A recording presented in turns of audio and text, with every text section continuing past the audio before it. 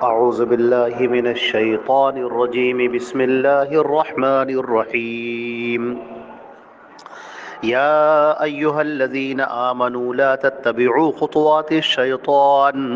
ومن يتبع خطوات الشيطان فإنه يأمر بالفحشاء والمنكر ولولا فضل الله عليكم ورحمته ما زكى منكم من أحد أبدا ولكن الله يزكي من يشاء واللہ سمیع علیم۔ یہ سورہ نور کی آیت نمبر 21 ہے، 21، اور ترجمہ اس آیت کا یہ ہے: اے ایمان والو، شیطان کے نقش قدم کی پیروی مت کرو، اور جو شیطان کے نقش قدم کی پیروی کرتا ہے تو وہ اس کو فحش باتوں کا اور بے حیائی کی باتوں کا حکم دیتا ہے، اور اگر تم پر اللہ کا فضل اور اس کی رحمت نہ ہوتی تو کوئی بھی گناہوں سے پاک نہیں ہو سکتا تھا، لیکن اللہ جس کو چاہتا ہے گناہوں سے پاک کرتا ہے، اور اللہ سننے والا اور جاننے والا ہے۔ حضرات گرامی، جو واقع افک چل رہا ہے، منافقین نے حضرت عائشہ صدیقہ رضی اللہ تعالی عنہا پر جو تہمتیں لگائیں، اور پھر اس کا یہاں پر ایک تفصیلی ذکر کیا گیا، اور اس کے سلسلے میں بڑے نکات بیان کیے گئے، اور کس طرح سے ایک مسلم سماج کو ہونا چاہیے اس کا ذکر کیا گیا۔ اب یہاں پر یہ بات بیان کی جا رہی ہے کہ اے ایمان والو، شیطان کے نقش قدم کی پیروی مت کرو۔ تم جان لو اچھی طرح سے کہ شیطان تمہارا کھلا ہوا دشمن ہے۔ اس نے اللہ سے وعدہ کر رکھا ہے کہ وہ بنی نوع انسان کو گمراہ کر کے رہے گا۔ وہ کوئی ایسا موقع نہیں چھوڑتا ہے جس میں تمہیں گناہوں کی طرف ڈھکیل نہ سکے۔ اس کی پوری کوشش اور پوری محنت یہ ہے کہ کسی بھی طرح سے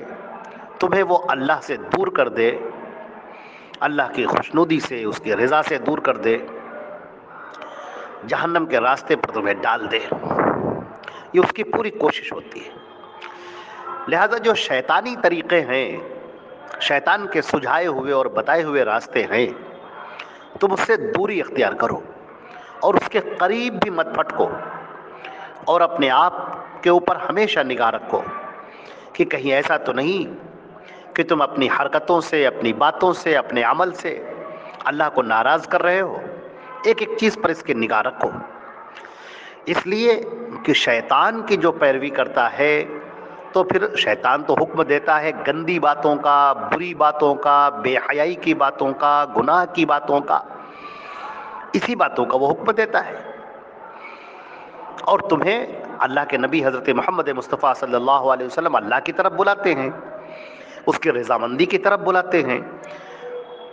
تاکہ تمہیں اللہ کی رحمتیں مل جائیں، اللہ کی برکتیں مل جائیں، اللہ کی طرف سے انعام مل جائے، اللہ کی سجائی ہوئی جنت تمہیں مل جائے۔ اس لیے تمہیں اللہ کے رسول اللہ کے احکامات تم تک پہنچاتے ہیں۔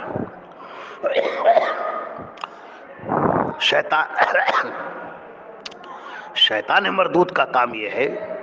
کہ وہ ذہنوں کے اندر وسوسے ڈالے اور گناہوں کی رغبت پیدا کرے کہ انسان کو وہ گناہ اچھا لگنے لگے، اس کے وہ گناہ کے کاموں کو گناہ نہ سمجھے، گناہ کے کاموں کو ہلکا سمجھے،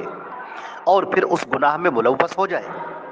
آگے چل کر اللہ رب العزت نے بہت اچھی بات ارشاد فرمائی، ہر انسان کو جان لینا چاہیے اگر کوئی گناہوں سے بچ رہا ہے تو یہ اللہ کا فضل و کرم ہے۔ وہ یہ نہ سوچے کہ میں تو بڑا متقی ہو گیا، بڑا پرہیزگار ہو گیا، میں تو بڑا نیک انسان ہو گیا، ہرگز اپنے ذہن میں یہ خیال نہ لائے، بلکہ وہ یہ جان لے کہ جو شخص بھی گناہوں سے بچا ہوا ہے وہ اللہ کے فضل و کرم سے بچا ہوا ہے، اور جو گناہوں میں ملوث ہو رہا ہے اسے چاہیے کہ وہ مایوس نہ ہو، بلکہ شیطان مردود کے اس عمل کو چھوڑ کر اللہ کی طرف توبہ کرے، استغفار کرے، انابت کرے، اور یہ طے کر لے کہ مجھے اب شیطان کی بات نہیں ماننی ہے، مجھے حضرت محمد مصطفیٰ صلی اللہ علیہ وسلم کی باتوں پر عمل کرنا ہے، اور ان کے بتائے ہوئے طریقے پر چلنا ہے، اور مجھے اللہ کی رضا حاصل کرنی ہے۔